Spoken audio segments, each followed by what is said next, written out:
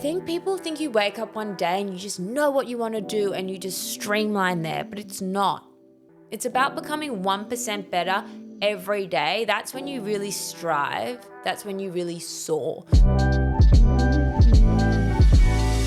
Welcome back to Self-Dom Beautiful Humans. Today is a solo episode. I'll be answering the questions you left me on the Self-Dom Instagram account. So thank you everyone who wrote in. There were so many. I feel so grateful for this little community we're building.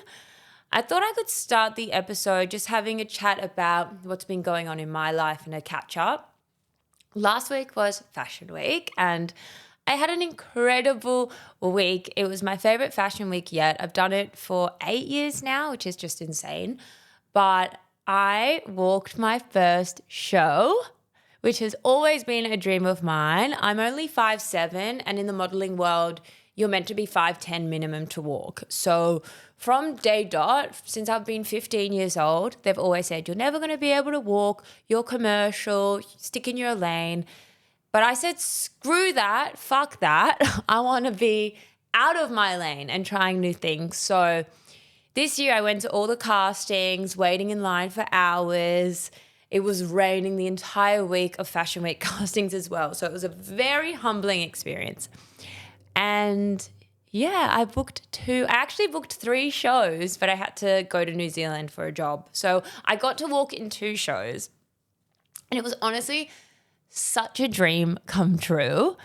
I also did some presenting with 7 Bravo, and since doing the podcast, presenting is something that I definitely see in my future and I'm manifesting. So having that opportunity to go backstage with the 7 Bravo team was truly a dream come true again. Like, I'm just so happy with how the week went. But Fashion Week is honestly such an exhausting week. The lead up to it, it's going to the castings, going to your fittings, getting your hair and makeup done, and it all sounds fun. I totally get that if you're not in the fashion industry, but you use so much energy and you are on. For the entire week, you are on every conversation you have.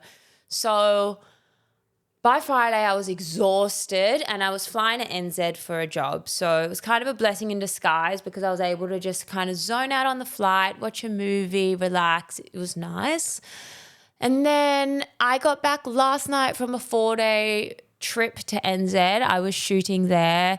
It was freezing. Like, it snowed on one of the days. We couldn't shoot. So it was a really fun, crazy experience. Some of the looks were like singlets and heels in the snow. Like, it was just crazy. So I'm not a girl who loves the cold. It was very challenging, but I got through it. Got home last night and it really makes me appreciate routine. It really makes me appreciate my home, my family. And yeah, it's just been a whirlwind. So I'm jumping on the mic, doing a little solo episode, and it feels very fitting because I had a look at some of the questions and they kind of link to what I've been doing at the moment. So I'm going to start off with... So yeah, this is the one I saw. It was your health tips when you're busy, so days like Fashion Week. So for me, just as an example, when I was in New Zealand, the sun rises at 8 a.m. and it sets at about 5 p.m. And we shot that entire day. So there wasn't really much room to do routine, I guess. So I have my non-negotiables, and that is a 10-minute routine. It's my gratitude, it's my meditation, and it's my matcha. And as long as I'm doing that in the morning, I feel like it sets me up for a really good day no matter what. I truly believe that everyone has 10 minutes, and there's no excuse not to meditate. So this is your sign. If you've been wanting to meditate, just give it a go. There are so many incredible guided meditations that are free on YouTube. Sarah Greenberg has incredible meditations as well on her site. So give it a go. For me, swapping from coffee to matcha, I did this a long, long time ago. But if you're someone who's on the fence, I think it really helps as well because on those busy days, you're not spiking your energy and then dropping. It's a beautiful, consistent energy. So matcha is definitely in there, and then gratitude, because sometimes you get so busy that you don't take notice of the amazing things happening in your day. And I always think, I don't know who said this quote, but it was, your worst day would be someone's best day. So make sure you're doing that gratitude every single day. I'm going to give you a little teaser. I haven't actually said this to anyone, but I have something in the works when it comes to gratitude and journaling. So watch this space. I've seen a few things from production. So I'm just can't believe it's all happening. It's been a year in the making and it's finally going to come out. So yeah, watch this space. Another thing to remember as well, if you're having a busy week, is follow the 80-20 rule. We need to let go of this expectation that your routine has to be so perfect all the time. 20% of the time, it's not going to be. That's life. It throws you curveballs. And the best thing for you to do is to flow with it. Another thing that I've realized in my life is that when you're stressed, oh, I'm not doing my routine. Oh, I can't make it to the gym. Oh, I'm not prepping my meals. Your cortisol spikes, and it just makes the impact of not doing all your routine and etc. tenfold. So just let that go. Let go of expectations. If you're having a busy week and you're not able to sleep as much, you might be eating out more. It's okay. It is okay. You will get back into your routine. And I had to remind myself of that as well when I was in New Zealand, because we were on the go all the time, often not having lunch breaks. So I would have to just make food on the go that would last, not in the fridge. So I was having like keto bread rolls with almond butter. I wasn't hitting my protein macros. I wasn't getting all the vegetables and the nutrients that I love. But it was only for those 4 days. I let go of it and I just enjoyed it. I ate more packaged food than I usually would. And I had more takeaway because I wasn't at home, but that was okay. So yeah, I think just don't be hard on yourself. It's so important. And yeah, as I mentioned, just have that 10-minute routine in the morning, because if you don't do that 10-minute in the morning, after your busy days, the last thing you feel like doing. So just commit to it. Have you gotten your regular period back after being off the oral contraception? So it is just hit a month since I've gone off the oral contraception. And there was another question about the symptoms and things that I'm feeling since going off the pill. One of the things that I noticed first was the 1 week after not taking the pill, I felt my ovaries for the first time. So I was just walking my usual walk and I felt this movement in the bottom half of my stomach, which was quite interesting because I never have before. I was also feeling quite fatigued that first week getting off the contraception. My skin texture, I found, is a lot drier. I have also been in New Zealand and the weather is getting colder, so it could be that. But yeah, a few kind of little bumps under my skin. I am getting a facial today at Solstice Skin. It's my favorite. I feel like my skin always feels really good after that, so I'm hoping that will help with it. My boobs have shrunk. That's the one thing I've noticed since I've gone off the pill. I know a lot of people get big boobs when they go on the pill. So yeah, they've shrunk, but that's fine. But honestly, apart from that, I feel really good. Tom said to me, you're a lot more affectionate, you're a lot more loving, you're a lot more soft, which has been really nice because I can be in my masculine quite a lot just because I'm such a go-getter and I love there's so much I want to do and achieve, and it's been nice to kind of slow it down. I've also been listening to my body so much more. Just as an example, this morning I was meant to train with my PT Giannis, but I just felt tired. And before I went off the pill, I would have just fought through it and done it. But now I've gone off the pill. I just told him I'm not going to come, and I went and did a slow Pilates class, and I needed that. I feel more in tune with my body. So far, so good. I will definitely keep you all posted because I keep getting questions about it. One of the things I have been doing, which I'm loving, is going to a place called Orange and getting a lymphatic massage once a week. They have a machine there, so it's super chilled. I'm doing emails and things, I'm working while I'm getting my lymphatic massage in, because sometimes you don't have time to do all these things. You've got work to do. And lymphatic massage is incredible for your hormone health. So that's something I've introduced into my routine once a week, and I'm loving it. I'm also doing an event on June 1st. It is sold out, but stay tuned for more self-dom events, and we'll be learning how to do lymphatic massage on ourselves because I know it can be super expensive.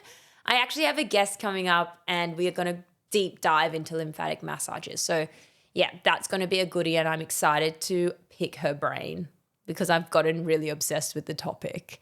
So yeah, since I've gone off the pill, all good. And I always think speak to a health professional if you are considering it, and make sure you have a good supplement game. I've been taking zinc, omega-3, and like a liver detox one.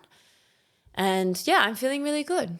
So the next question is, can you talk about your diet? Which meals make you feel good? So diet is something that is so bio-individual, and I often don't like talking about it just because of that. And I don't want anyone to think if you eat how I eat, you'll look a certain way, or anyone else you follow for that matter. But I will talk about my experience. My experience with diet is I'm very strict with my gluten-free, dairy-free because it inflames me. My perioral dermatitis will flare up, and that's a straight indication that something's not right in my gut when I eat those foods. So for me, that's really important. I have really spent my energy and time focusing on eating organic food. I know it is a little bit more expensive, but the more I learn about it, the more I just want to reduce toxins in my life. So that's something I'm trying really hard with. And I would say I eat a high fat, high protein diet. It works better for me. As I mentioned, I was in New Zealand eating packaged foods, and I just don't feel good. I don't feel like myself. I have gone to the grocery store this morning and I've stocked up on all my favorite veggies, turkey, bacon, chicken. I got these grass-fed, grass-finished meatballs. Like that sort of food is what lights me up and makes me excited. And I know I feel my best. I feel energized. My skin's clear. I always know I'm eating well when the white in my eyes is white. So those are kind of my non-negotiables when it comes to diet. However, as I mentioned, the 80-20 rule. The 80-20 rule is for everything in life. And, you know, on the weekend, I do love going out with friends, and I do love trying different cuisines and eating in different ways. And they might use vegetable oils and things like that. But I try just not to overthink it. As I said, the cortisol spike from overthinking not eating a certain way is gonna just like inflame you even more. So I just let it go for 20% of the time. Another thing that is really important when it comes to diet is hydration. I am constantly told by health professionals that I'm dehydrated. So since having Bianca Mellis on the podcast, I'm electrolyting up my water. I'm putting lemon in there. I'm just making it work for me. And another tip to drink more water is to make it taste yummy. So I love the Beauty Chef Glow Powder with the collagen. Mix that all together. It tastes so good, and I instantly feel really energized and hydrated. So little tips like that. And my last tip when it comes to diet is every night I have a chocolate. I have a dark chocolate, Love Loco, whatever. But I know I have that treat at the end of the day. So when I'm on set and all this junk food kind of comes out, I know that I have my sweet at the end of the day, so I'm not tempted by that. I think it's important not to restrict yourself, but if you're someone who has tummy issues and things like mine, you know if you go and have a Cadbury dairy milk and twisties, you're not going to feel good. And I think it's easier to not indulge in those things when you know at night you have your little treat ready for you. I think it's so fun as well to meal prep yummy things. Like I've got on my TikTok my vegan gluten-free Twix bar and Bounty bar recipes, and they're so great. You put them in the freezer, they last ages, and you know they're there, and it keeps you on track for the whole day. I think, again, I mentioned it's so bio-individual what you eat. So if you are someone who wants to change it, go get your blood test done and see a health professional. A naturopath is a great way to start. So I hope that helps. What's your weekly movement routine? So one thing that always stays the same for me is walking.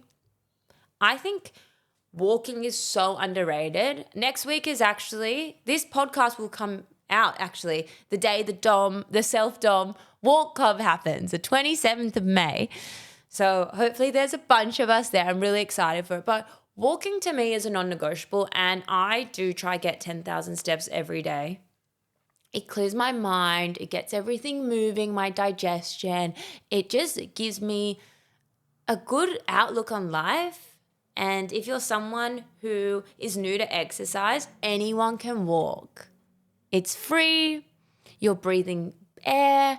You just feel good. You can do it with a friend. It's a great way to catch up. So yeah, walking is a non-negotiable for me every day. Then on top of that, I will try go to 3 to 4 Pilates classes a week.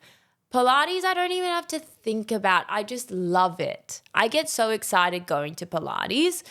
And then I try strength train twice a week. It's often at the moment once a week because it's just been a little bit crazy with work.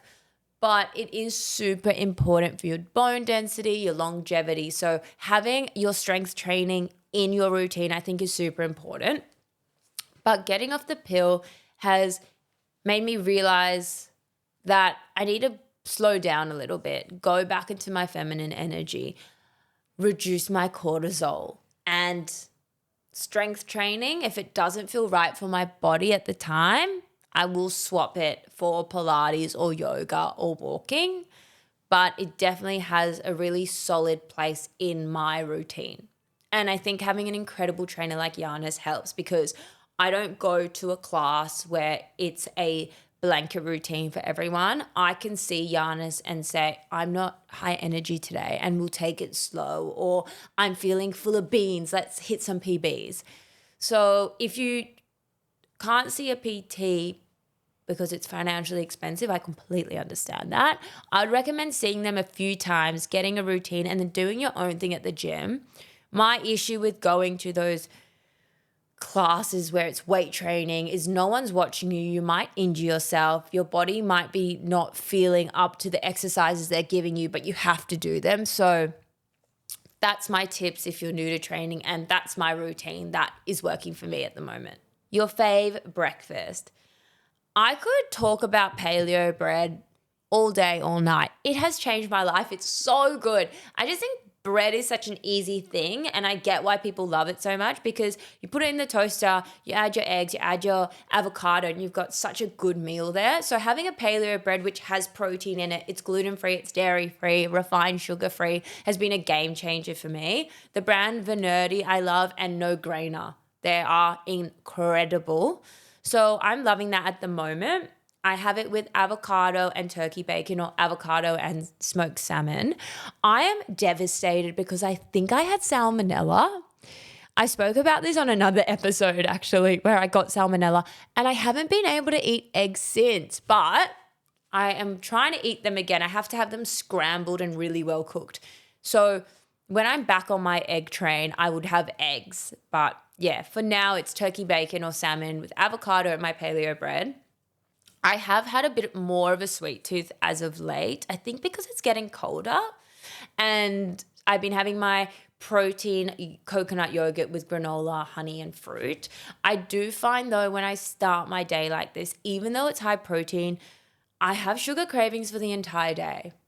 So yeah, if it was up to me and I could be in my perfect routine all the time, it would be savory over sweet. But I also listen to my body, and when it's craving something sweet, I go for it. I actually do like having the protein yogurt bowl for lunch sometimes to mix it up and just give me a bit of a sugar hit for the rest of the day. But that is what I'm loving at the moment. What do your rest days look like? So rest days are so important. Since filming that episode with Giannis, I've really been prioritizing them. My rest days look like I still walk. Walking I do every single day, but I won't train. So I won't do my Pilates or my weights. I will go for my walk and then sauna and ice bath. So important. They are critical for my recovery and my skin health, inflammation, Me and my mum actually sauna every week. So that will often be my rest day and it will be our time to catch up in the sauna. I always say I have my best conversations in the sauna and I truly believe I should be filming the podcast in there. But I think the equipment will get wet and I don't think it will be possible. But yeah, I think sauna and ice bath are incredible for recovery. As I've mentioned, lymphatic massages I love doing as well. A rest day for me is a day I like to meal prep. So I wouldn't say I'm someone who packs like their Tupperwares of chicken and broccoli and puts it in the fridge, but I'm someone who loves to prep some roast veggies and go to the grocery store and make sure that there's no kind of chance that I finish work. I'm like, oh, can't be bothered and get takeaway, because not only are the chances high that they're using seed oils and foods that I don't want to include in my diet, but it's expensive. And so often my vegetables go to waste because they're just sitting in the fridge. So by prepping out, like, okay, this week I'm going to make a curry, I'm going to do a stir fry, and I'm going to roast veggies. So on those nights that I'm just exhausted, I can put salmon in the air fryer and the veggies are already done. It's just easy. It's just seamless. So rest days for me, in summary, ice bath, sauna, lymphatic massage, and just prepping. Because that shit lights me up, like, to be honest. I love going grocery shopping and I love doing the saunas, and I feel like one day I'm manifesting that I have this room in my house.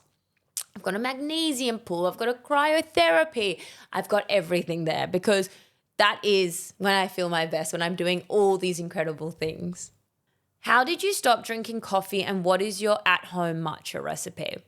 So my journey with coffee is quite interesting, and a lot of people I interview on the pod, they talk about how they hit their rock bottom and then they soar. So for me, my rock bottom happened when I was over caffeinating, drinking red wine all the time, having like sleeping pills to fall asleep. It was just a shocking cycle I was on.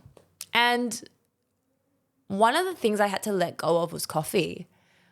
I would wake up every morning and have a triple shot coffee, literally like shaking. Now if I have a coffee, I can't sleep at night. So I thought, how can I still get some caffeine, because I clearly had an addiction, without having that jittery buzz? And this was a long time ago. People weren't drinking matcha like they were drinking matcha now. And I found matcha because I was studying at UTS and there's a lot of Japanese cafes. So I tried matcha and I really enjoyed the taste. I really enjoyed how it made me feel. And it was like, started off by having one coffee, one matcha, until I just did the complete swap and my life changed from swapping out coffee to matcha, because I was running on this high cortisol. It was debilitating for me. And I know some people aren't sensitive to coffee. They're probably thinking, this girl's over-exaggerating. But I was not. My work was crazy. I was traveling almost every day interstate, waking up before the sun, getting home in the dark. It was just a crazy time for me. And one of the things I could control in my life was what source of caffeine I had. And when I swapped my coffee to matcha, I finally was able to sleep. It was one of the ways I found I cured my insomnia. Another part of it was journaling, which was such a big part of it. So yeah, swapping coffee for me was a game changer. And if you're someone who wants to make that switch, I think writing down how coffee makes you feel a few hours later is really important. When you write it down, you create a bit of awareness and it rejigs your memory. Oh, okay, actually I am feeling like I'm in a slump now. Maybe I was feeling a bit jittery when I had that coffee. These might not be great attributes that you want to carry on throughout your day. So seeing this will help you make that swap. Making your matcha as well is a ritual and it's a habit and it feels special. So if you're someone new to matcha, I think adding honey is a great way to start. It takes away that bitterness. I still always add Manuka honey to my matcha. I love everything sweet. I use almond milk with my matcha, but I think soy is preferred. I'm just intolerant to soy. So I have my little bowl, I have my whisk, I put my matcha in there, whisk it up, add the honey, whisk that up, pour it over ice, add the milk, and it's perfection. Matchas can break the bank, I'm not gonna lie. Most mornings I'm spending $8 for my matcha. So if you can make them at home, it's a lot more affordable. It's such a beautiful ritual and you will start feeling incredible. Matcha is also so high in antioxidants, so high in L-theanine. It's got so many amazing health benefits. So if you can make the switch, you're not feeling great from coffee, I really recommend it. The next question, tips for a girl who is struggling to find her passion post-law grad. I think this topic of passion and purpose is coming up more and more, and it's great to see because it is bringing it to the forefront. I feel like a lot of us do a degree and then we think, oh, we've done 5 years of law. I may as well just keep doing law. I've committed all this time. But if it's not your passion, why waste any more time? So when it comes to finding your passion, I think a great way to start is to go inwards. Meditation, mindfulness, gratitude, all these things allow you to just think clearly without external disruptors. So if meditation's not part of your routine, I really recommend it, especially if you're struggling with finding your purpose. Just go inwards and listen to the thoughts. Another big thing is the people you spend your time with. You want to spend your time with people who are passionate, who have purpose, because that will encourage you to find yours as well. It was interesting, actually. I was chatting to Tom the other day and he was saying about a friend who was partying and things. And I said, well, that's what he wants to do. We can't judge. And there is no judgment. But he said, you are the combination of the 5 people you spend the most time with. And I don't want to represent that. And I was like, the penny drop moment. How often do we have people in our life we make excuses for because we care for them? At the end of the day, you want to have a network of people who inspire you, who motivate you, who have your back. If you don't do law and you take a complete different path, they're there cheering you on. So I think having a look at the people around you is incredible.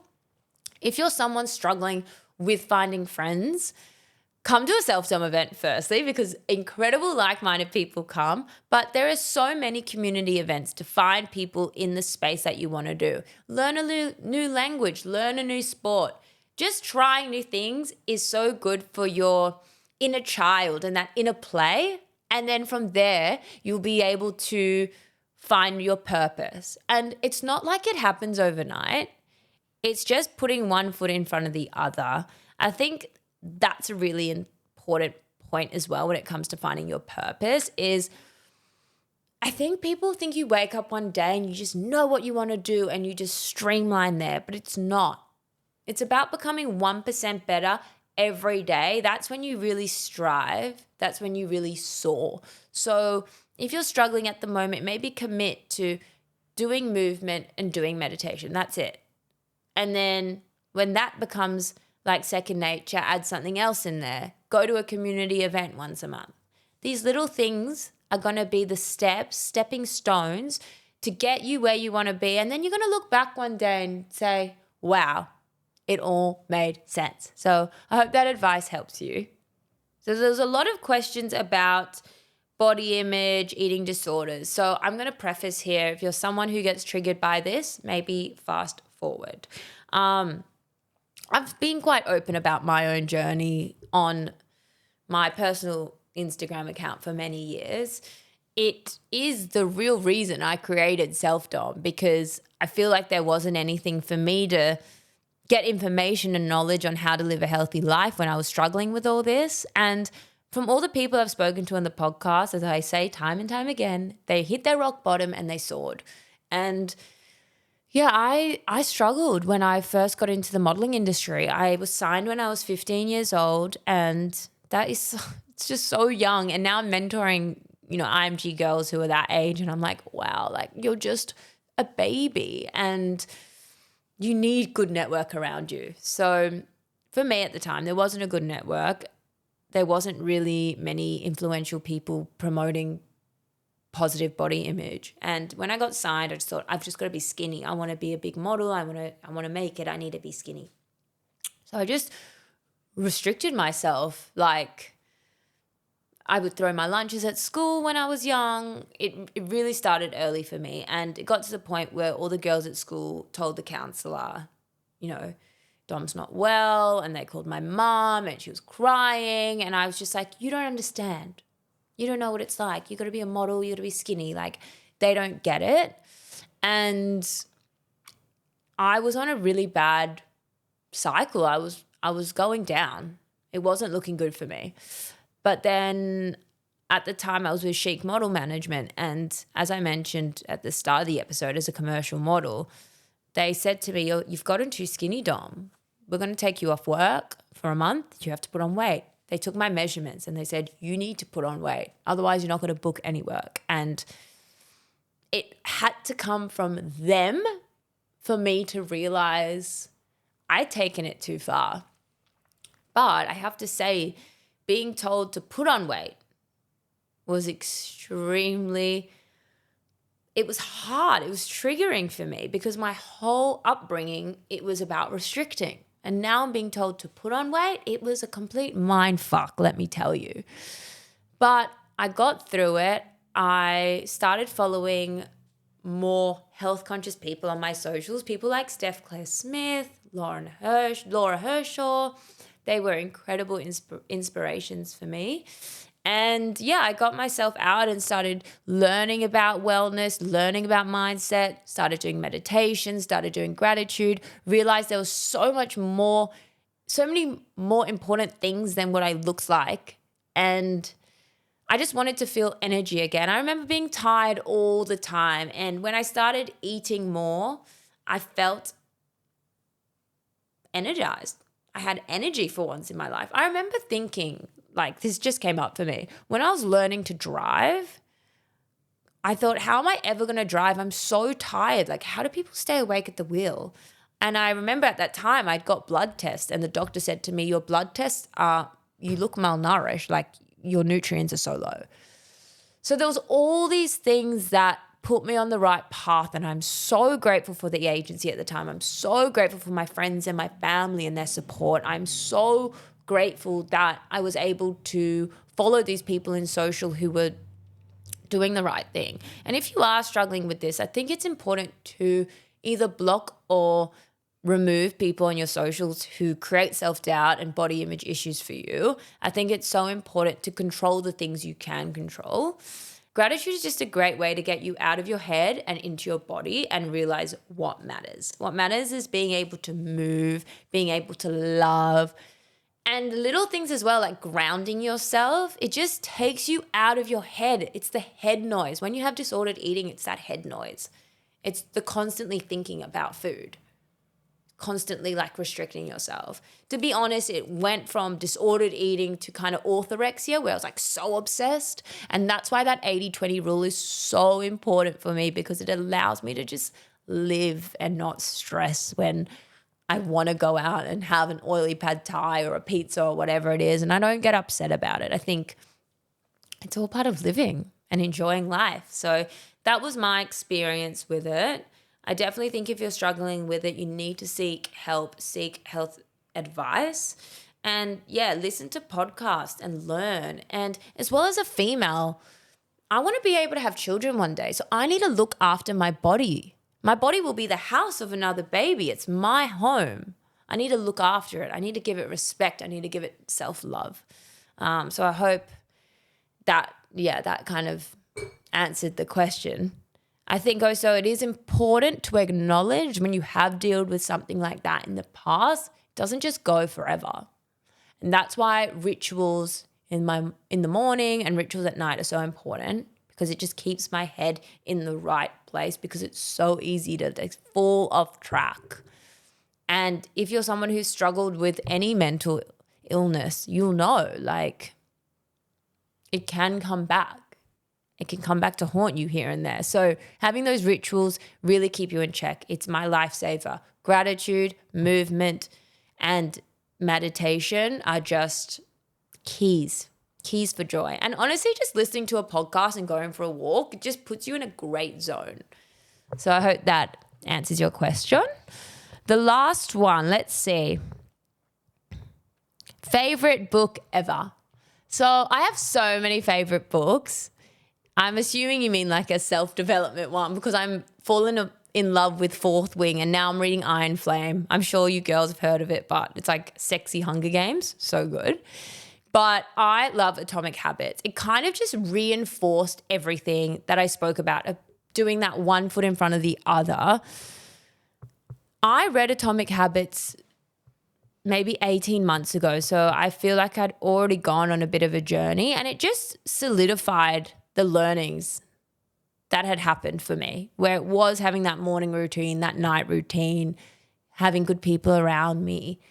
And those 1% changes and sticking to those little routines is what will get you where you want to go. So if you haven't read that book, you have to read it. It's just a great one. It's been around for ages and I just truly believe it's timeless, the knowledge in it. So yeah, sorry if I didn't get to your question. I will do these episodes regularly because I can tell you love them from the stats and also from all the questions. I am so grateful for every single one of you who listens to this podcast week after week. Every share I get, it means the world to me. So if you love this episode, make sure you share it. And if you're not subscribing, press that little button and always feel free to DM me. Let me know what you want to see on the Self-Dom pod in the Self-Dom community. And yeah, I'll see you on the next episode.